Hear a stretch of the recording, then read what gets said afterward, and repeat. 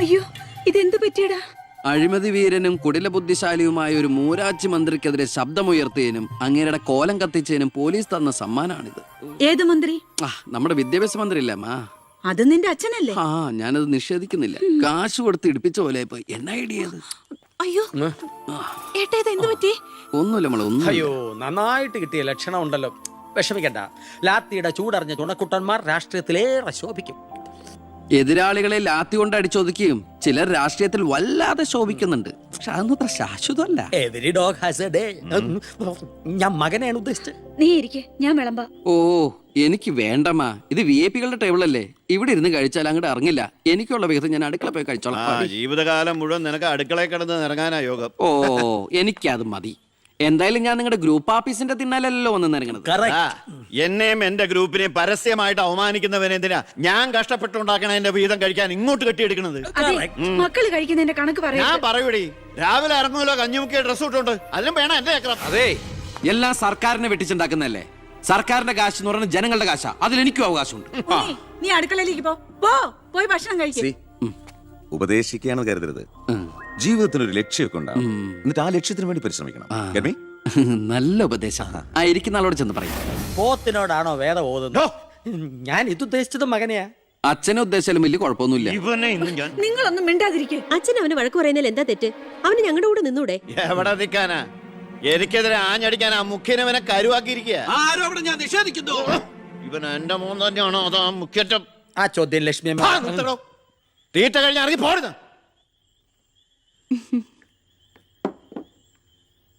നിനക്ക് അവിടെ പോയിരുന്ന അവരോട് കഴിച്ചാൽ എന്താ? എനിക്ക് അവരോട് ഇരുന്ന് ശരിയാവില്ല ഏട്ടാ. അവരൊക്കെ വലിയ വലിയ കാര്യങ്ങളെ പറയണേ. എനിക്കതൊന്നും മനസ്സിലാവില്ല. എടി, അവരെന്താ പറയണേന്ന് അവർക്ക് തന്നെ മനസ്സിലാവണില്ല. അതാ നിനക്ക് മനസ്സിലാവാത്തത്. അതെന്താ നീ മനസ്സിലാക്കാത്തേ? ചുമ്മാ ഇരിയേട്ടാ. നിന്റെ ഈ വൃത്തിയുടെ സ്വഭാവം കാരണം ഞങ്ങളുടെയൊക്കെ കുട്ടികളെ ഊട്ടി നിർത്തി പഠിപ്പിക്കുന്നത്, നിന്നെ മാതൃകയാക്കി നശിക്കാതിരിക്കാൻ. അതേതായാലും നന്നായി. അവരെന്നെ കണ്ട് പഠിക്കുന്നതിനേക്കാൾ കുഴപ്പാ അവരവരുടെ അച്ഛനെയും അപ്പൂപ്പനെയും കണ്ട് പഠിക്കുന്നത്. ഓ, ഈനാമ്പച്ചിക്ക് മരപ്പെട്ടി കൂട്ട്. ഏയ്, എന്റെ മൂത്തളീനെ മരപ്പെട്ടി എന്ന് വിളിച്ചാണ്ടല്ലോ. ഓ, തുടങ്ങിയ പിന്നെ തമ്മി കണ്ട കീരിയും പാമ്പോ. നിനക്കിത് എന്തിന്റെ കേടാടാ? എപ്പോ നോക്കിയാലും കൂടപ്പറപ്പളുമായിട്ട്. അത് പോട്ടെ, അച്ഛനെതിരെ നീ. അമ്മേ, ഞാൻ അച്ഛനെതിരല്ല. അച്ഛന്റെ നയങ്ങളോടാണ് എതിർപ്പ്. അച്ഛന്റെ രാഷ്ട്രീയ നേട്ടങ്ങൾക്ക് വേണ്ടി അച്ഛൻ കാട്ടിക്കൂട്ടുന്ന നെറുകേടുകൾക്കെതിരെ ഞാൻ അറിയാതെ ചോദിച്ചു പോവുകയാണ്. ചോദിച്ചു പോണ്ട, അവിടെ ഇരുന്ന് കഴിക്കേ. പറഞ്ഞ പോലെ കഴിച്ചിട്ട് പോവാം. എടാ, നിന്റെ അച്ഛൻ എത്ര നെറുകേട് കാണിച്ചാലും അങ്ങേര് കഷ്ടപ്പെട്ടുണ്ടാക്കണതല്ലേ നീ ഇപ്പൊ കഴിക്കണത്? അത് മാത്രം പറയരുത് അമ്മേ. അമ്മേ, ഞാൻ കഴിക്കണത് അമ്മയ്ക്കുള്ള കഞ്ഞിയുടെ ഒരു വിഹിതമാണ്. എനിക്കൊരു നല്ല കാലം വരുമ്പോ ഞാൻ ഈ കഞ്ഞി മുഴുവൻ അമ്മയ്ക്ക് ചോറായിട്ട് തിരിച്ചു തരും. അതുവരെ എന്റെ വയറിനൊരു ലോൺ. എനിക്കും എന്റെ ജീവൻ നിലനിർത്തണ്ടേ അമ്മേ?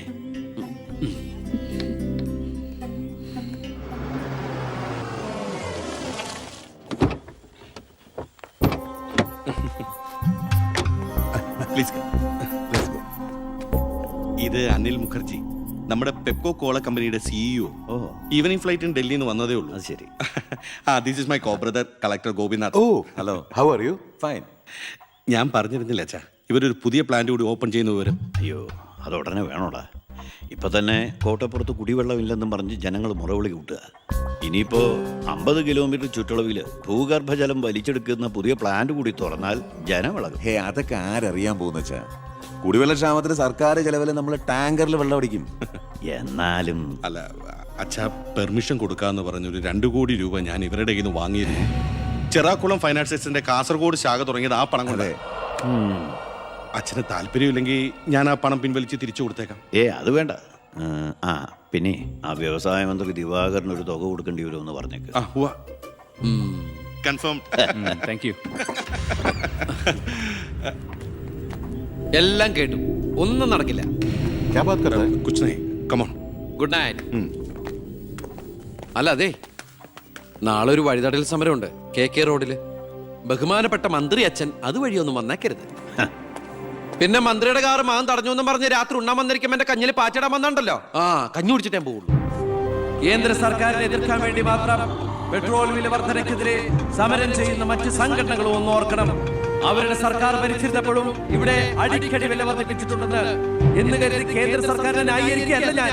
നമുക്കെല്ലാവർക്കും അറിയാം, പെട്രോളിന് വില കൂടുമ്പോൾ ഇവിടെ ഉപ്പ് തൊട്ട് കർപ്പൂരം വരെയുള്ള സാധനങ്ങൾക്ക് അമിതമായ വില കൂടുമെന്ന് ഓട്ടോ ചാർജ് വർധന, ബസ് ചാർജ് വർധന, ഇതൊന്നും ഇവിടുത്തെ സാധാരണ ജനങ്ങൾക്ക് താങ്ങാൻ കഴിയില്ല.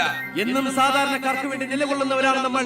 ഭരണകക്ഷിയായാലും നമ്മൾ ഇത് ഇപ്പോഴൊന്നും തീരുന്ന ലക്ഷണമില്ല. ഇപ്പൊ തന്നെ ലേറ്റാ. ഇന്ന് പരീക്ഷാ ദിവസമായിട്ട് ടീച്ചറെ ഒന്ന് പറഞ്ഞു നോക്കിയാലോ? ഞാൻ പറയാം. 947 നമ്മുടെ മഹാത്മജി നമുക്ക് വാങ്ങിത്തന്ന സ്വാതന്ത്ര്യം നീണ്ട സമരങ്ങളിലൂടെയാണ്. ദയവായി നിങ്ങൾ വാഹനങ്ങൾ കടത്തിവിടണം. ഇതൊരു പബ്ലിക് റോഡല്ലേ? ഇതൊരു പബ്ലിക് മാറ്ററാ. പബ്ലിക്കും കൂടി സഹകരിക്കേണ്ട വിഷയം. പബ്ലിക്കിനെ ബുദ്ധിമുട്ടിച്ചിട്ടാവരുത് വഴിയോര പ്രസംഗം. ഇങ്ങനെ റോഡിൽ വെച്ചിട്ടാണോ പബ്ലിക് മീറ്റിംഗ് നടത്തുക? പബ്ലിക്കിന് വേണ്ടിയിട്ടാണ് മാഡം പബ്ലിക്കായ കാര്യങ്ങൾ പബ്ലിക്കായി പറയുന്നത്. ഇത് പബ്ലിക്കിന്റെ മുന്നിൽ വെച്ച് പബ്ലിസിറ്റിക്ക് വേണ്ടി ഉണ്ടാക്കുന്ന പബ്ലിക് ന്യൂസൻസ് ആണെന്ന് പബ്ലിക്കിന് മൊത്തം അറിയാം. ഏതാ ഈ പബ്ലിക്? ചുമ്മാ ഒരു കാര്യമില്ലാതെ ഒരു ഉടക്ക്. ഒരു കാര്യമില്ലാണ്ട് ഉടക്കാൻ പെങ്ങളെന്താ പ്രതിപക്ഷ നേതാവിന്റെ മോളാണോ? എന്താ പെങ്ങളുടെ പ്രശ്നം? നിങ്ങൾക്ക് ഇതുപോലെ ഓഡിറ്റോറിയത്തിൽ വെച്ച് നടത്തിയാൽ എന്താ? എഴുതി വെച്ചിരിക്കണ കണ്ടില്ലേ? വഴിതടയൽ സമരം ഒന്ന്. വഴിതടയൽ സമരം എങ്ങനെ ഓഡിറ്റോറിയത്തിൽ വെച്ച് നടത്തണത്? എന്റെ കുട്ടികൾക്ക് ഇന്ന് പരീക്ഷയാണ്. എന്നിട്ട് കുട്ടികളെ ബസ്സിൽ. ഓ എന്റെ ഈശ്വര, ഒരു വണ്ടി നിറയെ കുട്ടികളോ? അല്ല അപ്പൊ കുട്ടികളുടെ അച്ഛൻ എന്താ പണി? ഇതൊക്കെ തന്നെയായിരിക്കും. അല്ലാതെന്താ? ചുമ്മാരിടാ.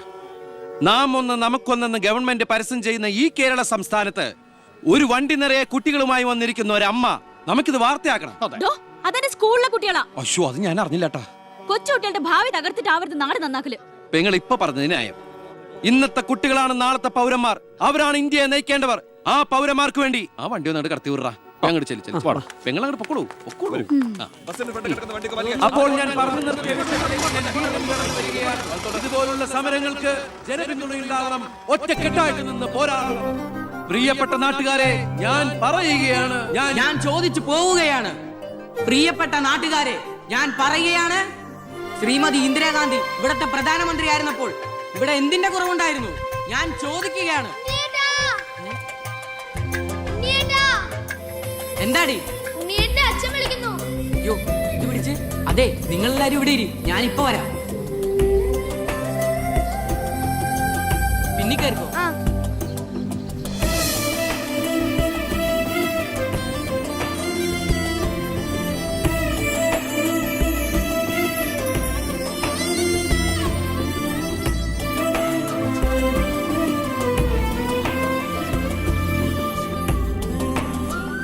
മോളെ ഇതൂടെ ഒന്ന് കഴുകി വെച്ചേരെ. ശരി.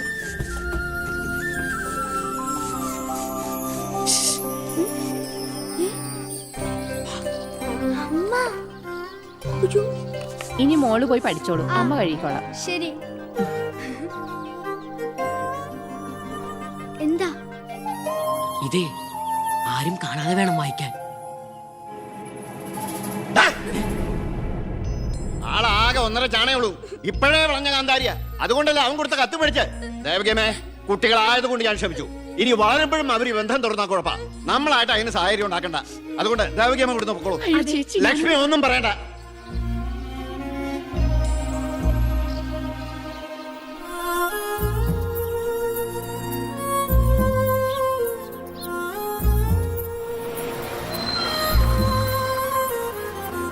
ടീച്ചറെ, സ്കൂളെത്തി, ഇറങ്ങണ്ടേ?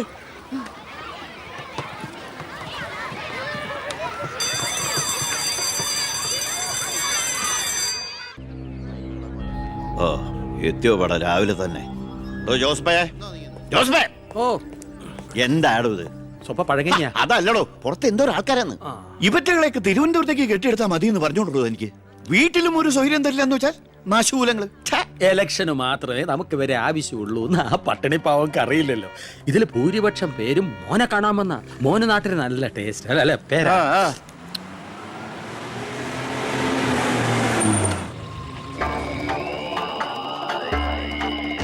വെണ്ടർ ചാണ്ടിയല്ലേ വരുന്നത്? കാശ് എത്ര ഉണ്ടെങ്കിൽ എന്താ വെണ്ടർന്നല്ലേ പേര്. ആ, ഞാനൊന്ന് കുളിക്കട്ടെ. കാക്ക വിളിച്ചാ കൊക്കാവും. ഞാൻ ചാണ്ടിയെ ഉദ്ദേശിച്ച്. അയാളോട് മാത്രം അകത്തേക്ക് വരാൻ പറ. ബാത്റൂമിലോട്ടോ.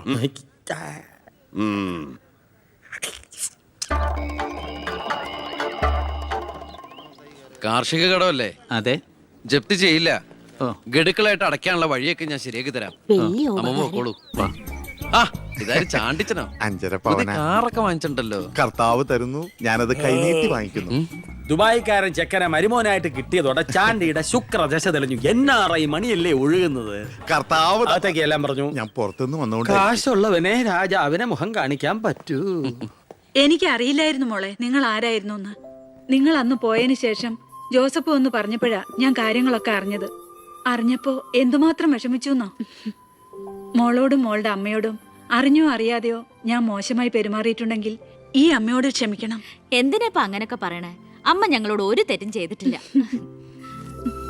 അമ്മേ ഹാ, ഒരു വണ്ടി കുട്ടികളുടെ അമ്മ അല്ല ടീച്ചർ പെങ്ങളെന്താ ഇവിടെ? ഉണ്ണി, നിനക്ക് ഇവള് മനസ്സിലായോ? നമ്മുടെ വീട്ടിൽ പണിക്ക് നിന്ന ദേവകിയുടെ മോള.